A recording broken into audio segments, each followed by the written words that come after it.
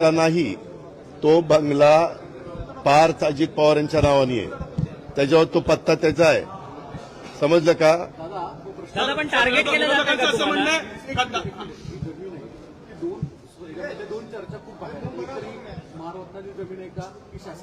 मी तेच सगळं सांगतोय सागर. मी त्याची सगळी माहिती इथं घेतो, कारण मी ज्यावेळेस बोलणार आहे मला आतापर्यंत माहिती नाही. मी आता बोललो नसतो तर तुम्ही म्हणला असता की बाबा इथं कुठेतरी पाणी मुरतंय. तुम्हाला सगळ्यांना माझा स्वभाव माहिती आहे. मी कधीही चुकीच्या कामाचं समर्थन केलं नाही. जर चूक झाली तर मी कबूल करतो, ही माझ्याकडनं चूक झाली, मी ती दुरुस्त करतो. परंतु ह्याच्यात माझा दुरान्वय पण संबंध नाही. मी कुणाशी चर्चाही केलेली नाही.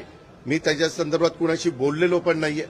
मला आणि अलीकडच्या काळामध्ये ज्यावेळेस आमच्या घरातली मुलं सज्ञान होतात, मोठी होतात, ते त्यांचे व्यवसाय करतात.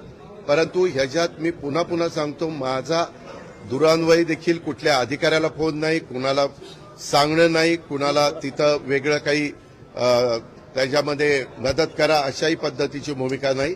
मी अतिशय संविधानाला मानणारा, घटनेला मानणारा, कायद्याने चालणारा आणि इतरांनी पण कायद्याने चालावं ह्याबद्दल कटाक्षाने प्रयत्न करणारा, कायद्याच्या चौकटीमध्ये राहून माझ्या काही सगळ्यांना समजून सांगणारा असा कार्यकर्ता आहे.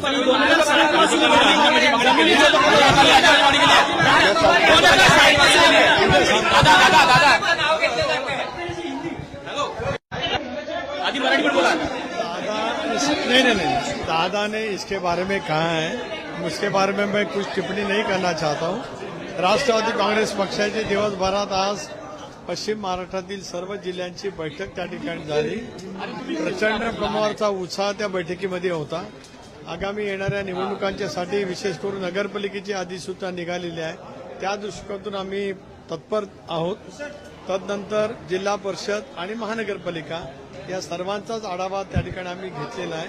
पुढच्या आठवड्यापासून अर्ज भरण्याची प्रक्रिया सुरू होत असल्यामुळे त्या वैधानिक प्रक्रियेमध्ये पक्षाचे सर्व संघटनेचे कार्यकर्ते, प्रमुख नेते, आमचे संपर्कमंत्री, पालकमंत्री, पक्षाचे निरीक्षक त्या त्या स्तरावरती कामाला लागणार आहे. अजितदादांना कुठेतरी या सगळ्या आरोपांमध्ये गोवण्यात येत आहे का? अजित पवारांना टार्गेट केलं जातं? आज अजितदादा ने आप सबके सामने उनकी भूमिका स्पष्ट की है.